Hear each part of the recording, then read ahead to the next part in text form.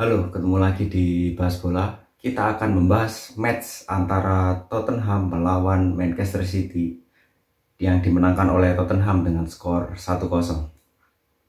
Sebelum aku menjelaskan taktikal permainan kepada kalian, kita lihat dulu statistik pertandingan kemarin, di mana Tottenham mencetak 12 tembakan, 3 yang on target, Manchester City 15 tembakan, 5 yang on target. Untuk penguasaan bola, Tottenham 35%, Manchester City 65%. Akurasi operan Tottenham 74%, Manchester City 87%.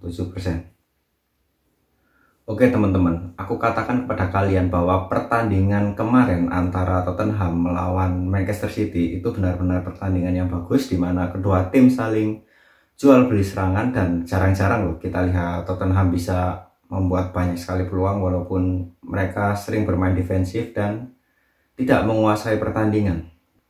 Oke, aku akan menjelaskan taktikal bagaimana Tottenham dan Manchester City bermain di babak pertama. Bisa kalian lihat Tottenham memakai formasi 3-4-3, di mana Kane sebagai striker, Son dan Kulusevski berada di belakang Harry Kane sebagai shadow striker, Hotspur dan Bentancur sebagai CM di lini tengah, Pulisic dan Emerson sebagai wingback. Lini bertahan ada Davies, Dier dan Romero.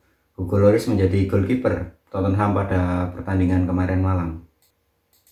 Bisa kalian lihat Hotspur berperan sebagai playmaker, berada di belakang Son dan Kulusevski. Bentancur dan Perisic mengisi lini tengah, memainkan peran central midfielder. Son dan Kulusevski sering naik ke depan sehingga sejajar dengan Harry Kane seperti taktik 3 striker, di mana mereka memainkan pressing ke DM Manchester City.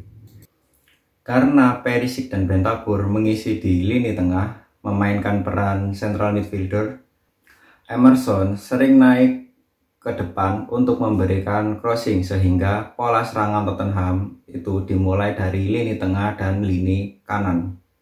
Kita berganti ke taktik dari Manchester City, di mana Pep memainkan formasi 4-4-2, Alvarez dan Haaland sebagai striker, Mahrez dan Grealish sebagai winger, Silva dan Rodri sebagai CM dan DM, Walker dan Lewis sebagai winger, dan Akanji Ake sebagai defender, Ederson sebagai goalkeeper. Bisa kalian lihat Bernardo Silva itu sering naik mengisi posisi playmaker di belakang Alvarez dan Haaland. Lewis bermain DM bersama Rodri, dan Ake, Akanji dan Walker itu menjadi defender pada pertandingan kemarin malam.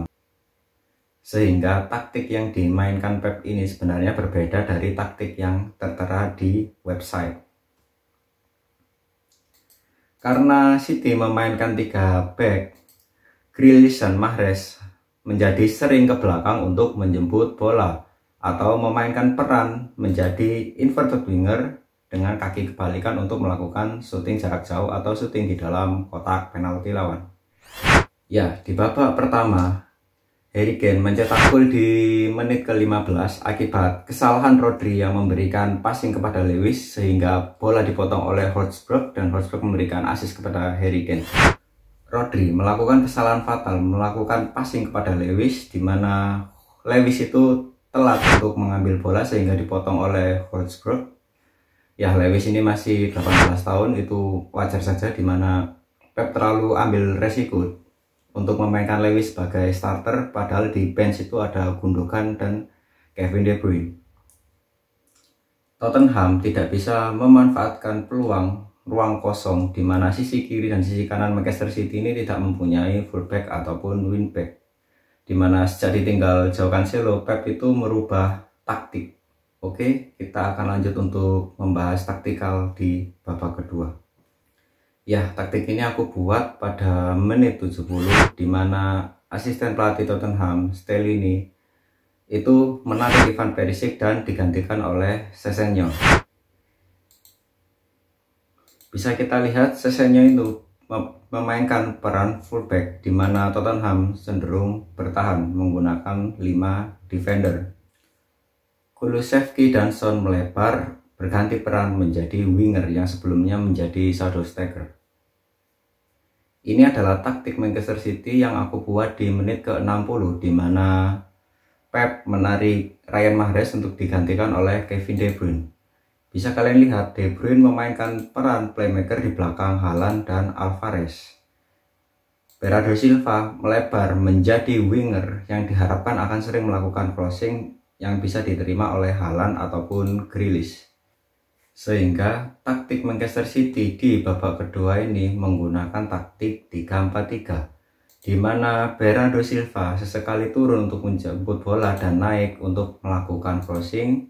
Jack Grealish juga sesekali turun untuk mengambil bola dan masuk ke dalam kotak penalti Tottenham untuk melakukan shooting.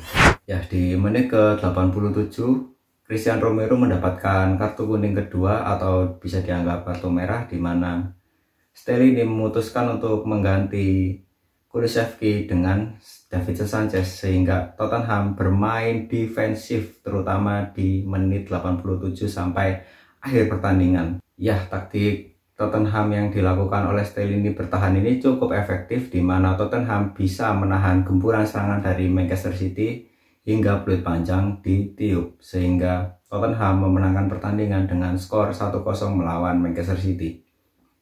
Lewis bermain full 90 menit, masih berusia 18 tahun, wajar saja jika dia juga bermain kurang bagus, apalagi di laga big match melawan Tottenham Hotspur. Ya, Pep ini sebenarnya di bench ada Gundogan, ada Kevin De Bruyne. Entah apa yang terjadi di internal Manchester City atau kedua pemain kurang fit. Aku rasa Pep itu terlalu berani menurunkan Lewis, dimana ya kan sendiri juga jarang dapat bola, jarang dapat passing. Bola yang dari Mahrez juga mati, bola yang dari Grealish juga mati. Variasi serangannya kacau. Sebenarnya waktu Kevin De Bruyne masuk, itu pola serangannya jauh lebih bagus daripada di babak pertama. Akan tetapi ya, tetap saja kalaupun tim bermain defensif, itu pun sebenarnya juga susah untuk mencetak gol. Ya, cukup di sini pembahasan bola pada kali ini. Adios.